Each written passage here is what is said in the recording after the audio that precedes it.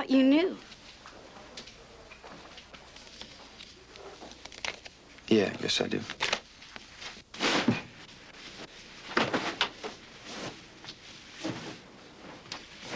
Where's Mrs. Huddleston? Stupid woman doesn't even have a mind of her own. Where'd she go? Home?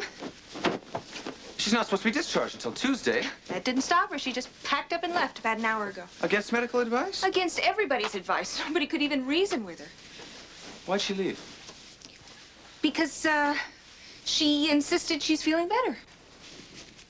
That's all? She claimed her insurance had run out or something. She couldn't afford to stay here any longer. We checked her insurance when she came in. It was paying for everything. Well, I don't know. It was something like that. Okay, Gloria. Now the truth. Well, the truth is...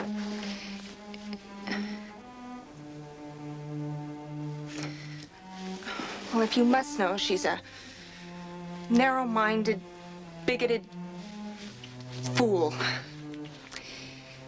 She heard the other women in the rec room talking and got all upset. Well, she's got plenty of company. I want you to know, Dr. Gates, and I hate what that Sheldon girl has done to you. It's really barbaric the way everybody's jumping to conclusions. They're all so eager to condemn an innocent man. It's the first time I've been called innocent in years. Thanks, Gloria.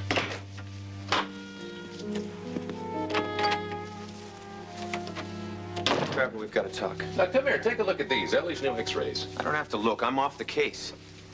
Only temporarily. Oh, boy. What's bugging you? Well, I've got a case of galloping paranoia. I've been taken off cases. My patients are transferring to other hospitals. Every time I walk in a room, people stop talking. I feel like I'm wearing a bell around my neck. So what'd you expect? A ticker tape parade? No, but I don't expect to be treated like a convicted felon. Oh, great.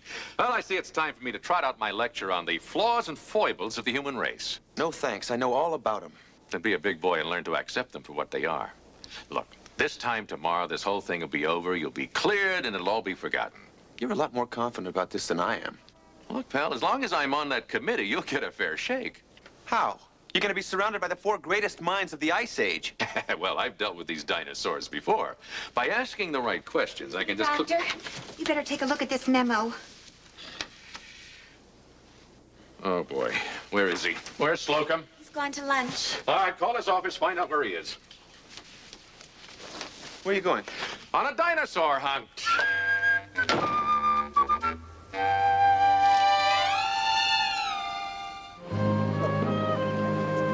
Arnie? Arnie! Oh, Trevor, I wish I would know you were coming this way. We could have had lunch One together. good reason, Arnie. That's all I want. Just one. Reason? For taking me off the disciplinary committee. Oh, that. Yes, well, we're dealing with a very explosive issue here, Trapper. I mean, you and Gates are close personal friends. Now, you couldn't be expected to treat the matter objectively. Oh, who's replacing me? Danvers. Danvers? You expect that old goat to be objective? He's one of the original investors in T.K. Sheldon's magazine. Really? I wonder if he gets to meet any of those girls. He would know what to do with them. A resident hypochondriac. Treats himself for imaginary ailments and complains about his own bills. Well, it's out of my hands now. I'm putting in a formal request to be reinstated, and I'm taking it to the board of directors. That's where my orders come from. Look, it wasn't my idea. It came from the chairman of the board. Now, the only way you can be reinstated is if one of the committee members withdraws, and that's not very likely.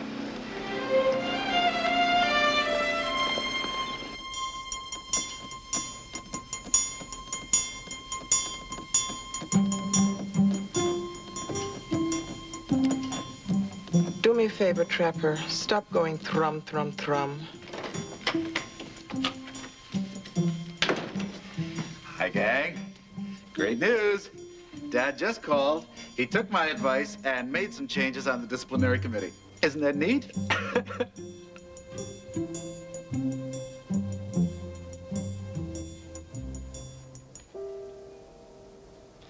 Isn't that what we wanted? He made the wrong changes, Stanley. He took Trapper off the committee. Oh, dear. Oh, no. Oh, John. John, I hope you're not blaming me for this. I mean, I really did do my best. I'd better call Dad. No, thanks, Dan. You've done enough.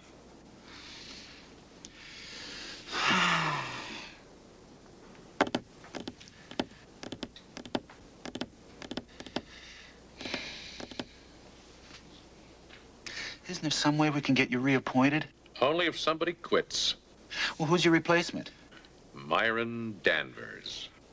He's a reasonable man. Why don't we just all go to him en masse and confront him with this thing vis-a-vis and let him know exactly how we feel, per se? I haven't been able to find him all day. He's lying down in the doctor's lounge. Is he ill? No, he's always dreaming up symptoms he hasn't got. You know, now that I think of it, he didn't look very well today. You don't even know him. I know a sick man when I see one. No, you don't understand. The man is a hopeless hypochondriac. Well, you see, that's the trap we all fall into. He's cried wolf so often nobody believes him anymore. Right. You know, for all we know, that poor guy may... Jackpot. I think we ought to go take a look. Well, wait a minute, guys. I'll go with you. Stanley? Yes. Sit. But it was my idea.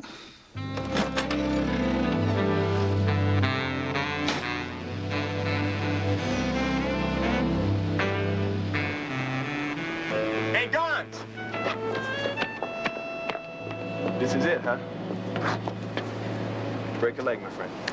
They're praying for you. Thank you.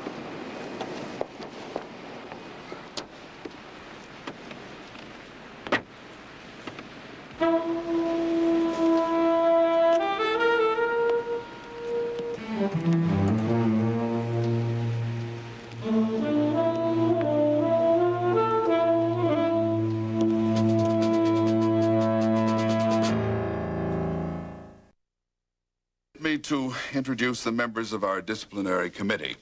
I am Arnold Slocum.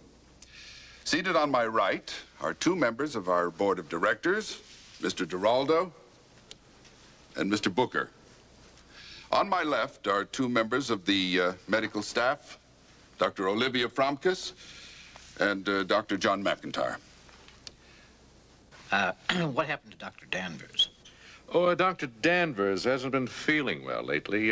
He admitted himself to this hospital last evening for a complete physical checkup. All right, let's get on with it. Miss Sheldon, you've accused Dr. Gates of sexual misconduct. It's a very serious charge. Would you mind giving us a few details? I really don't know where to begin. Perhaps I could explain. I'm sure your daughter can speak for herself, Mr. Sheldon. Sorry, I'm sorry. Miss Stanley, what's the rush? Gonzo, the hearing, has it started yet? Yeah, a few minutes ago. Oh, darn, I want to wish him good luck. Oh, that's sweet of you, Stanley. I'm sure you'll understand. You think so? I don't know. Sometimes I think Gonzo doesn't understand me at all. Code blue, room 606. Code blue, room 606. Was hospitalization recommended? Yes. But the patient was taken home against medical advice. Darby and I felt she'd be more comfortable at home. And that's when Dr. Gates barged in again. He forced his way into the house, demanding to see Darby. Perhaps that's the new trend in medicine. The more beautiful the patient, the more aggressive the doctor. Her life was in danger, Mr. Sheldon. Clear, please. What's wrong? Ellie Kaufman, cardiac arrest. Okay. I'll take over massage. All right, I'm going to defib her, but Tom, you be ready to tube her.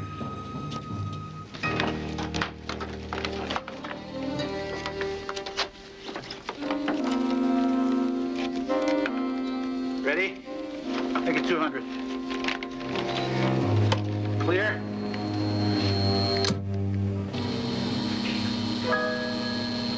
Set it for 300. Clear? And when I told Dr. Gates how I intended to live my life, he suggested that I arrange for full-time medical supervision. My own personal physician. He's a very clever operator. He never suggested himself for the job. He just planted the idea in our conversation. And then when I offered to hire him, he even made a few token refusals. Well, you must have wanted him rather badly, Mr. Sheldon. As I understand it, you made a rather large